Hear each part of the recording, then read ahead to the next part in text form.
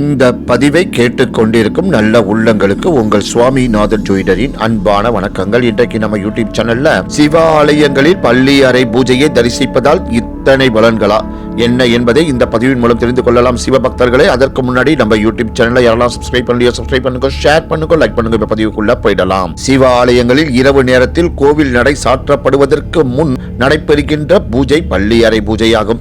அதாவது சுவாமியையும் அம்பாளையும் பள்ளி அறையில் ஊஞ்சலில் ஒரு சேர அமர வைத்து ஆராதனை செய்து தாலாட்டு பாடி பூஜிப்பதாகும். பள்ளி அறை பூஜைக்கு பல்லக்கில் சிவன் வலம் வரும்போது சிவபுராணம் பதிகங்கள் பாடி வர வேண்டும். இதை தரிசித்தாலே வளமான வாழ்க்கையை நாம் அமைக்கின்றோம் என்று அர்த்தம். பள்ளி அறை பூஜைக்கு பல்லக்கு தூக்கி ஈசனை சுமந்து வரும் பாக்கியம் எவருக்கு கிட்டுகின்றதோ அவர்கள் மறுபிறவியில் பொறியியல் வல்லுநராகவும் பல மாடி கட்டிடங்களுக்கு சொந்தக்காரர்களாகவும் பல ஆயிரம் கோடி ரூபாய்க்கு அதிபதியாகவும் மாறுவார்கள் என்பது நம்பிக்கை.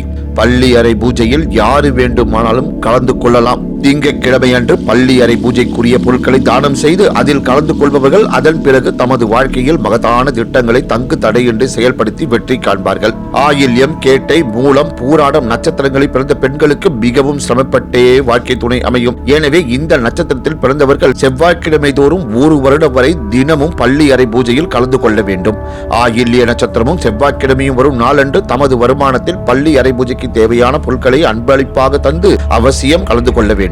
அரசு மற்றும் தனியார் துறையில் பதவி உயர்வு காத்திருப்பவர்கள் புதன்கிழமை அன்று பள்ளி அறை பூஜைக்கு தேவையான பொருட்களை வாங்கி தருவதோடு கட்டாயம் கலந்து கொள்ள வேண்டும். அனைத்து விதமான சித்திகளும் கிடைக்க பலர் பல பிறவிகளாக முயற்சி செய்து கொண்டே இருக்கிறார்கள். அவர்கள் வியாழக்கிழமை தோறும் ஒரு வருடம் பள்ளி அறை பூஜையில் கலந்து கொள்ள வேண்டும். மேலும் அனுஷ நட்சத்திரமும் வியாழக்கிழமையும் ஒரு நாட்களில் பள்ளி அறை பூஜைக்கு தேவையான பொருட்களை தம்மால் முடிந்த அளவுக்கு வாங்கி தர வேண்டும். கலந்து கொண்டு மனதார வேண்டிக் கொள்ள வேண்டும். கணவனுடைய நோய் பல காலமாக இருந்தால் அது தீர அவருடைய மனைவியானவர்கள் வெள்ளிக்கிழமை பள்ளி அறை பூஜையை சிறப்பிக்க தம்மால் ஆன முயற்சியில் ஈடுபட வேண்டும். அற்புதமான வாரிசு மகன்களாகவோ அல்லது மகளாகவோ பெற விரும்பினால் சனிக்கிழமை அன்று பள்ளி அறை பூஜையில் கலந்து கொள்வதோடு அதற்கு தேவையான பொருட்களை வாங்கி அன்பளிப்பாக தர வேண்டும். பிரிந்த வாழ்க்கை துணை சேரவும் காணாமல் போய் பல ஆண்டுகள் என்ன ஆனார்கள் என்பதை அறியவும் அறிந்த பின்னர் திரும்பி வரவும் 3 ஆண்டுகள் வரை தினமும் பள்ளி அறை பூஜையில் கலந்து கொள்ள வேண்டும். அஸ்வினி நட்சத்திரமும் ஞாயிற்றுக்கிழமையும் வரும் நாட்களில் பள்ளி அறை பூஜைக்கு தேவையான பூக்கள், பால்,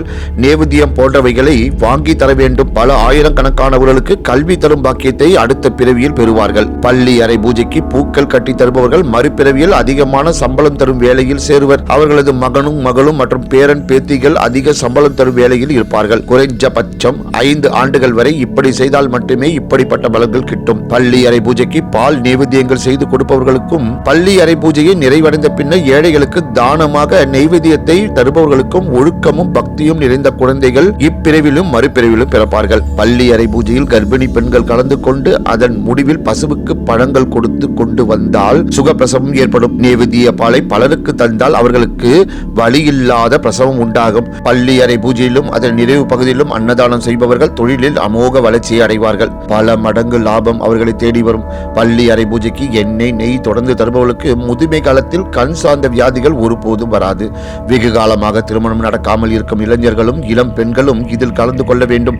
ஒரு வருடத்திற்குள் குறையாமல் கலந்து கொள்வதன் மூலமாக அவர்களுக்கு இனிமையான மன வாழ்க்கை அமையும். வேலை அல்லது தொழில் செய்து வருபவர்கள் ஒரு வருடம் வரை தினமும் பள்ளி அறை பூஜையை தரிசித்து வருவதன் மூலமாக 3வது நாளில் இருந்து அல்லது 3வது வாரத்திலிருந்து வேலையில் மந்த நிலை விலகிவிடும். தொழிலில் படிப்படியாக வளர்ச்சியை காணலாம் என்று கூறி இந்த சிறப்பான ஆன்மீக பதிவை நிறைவு செய்கிறேன். நன்றி, வணக்கம், வாழ்க வளமுடன்.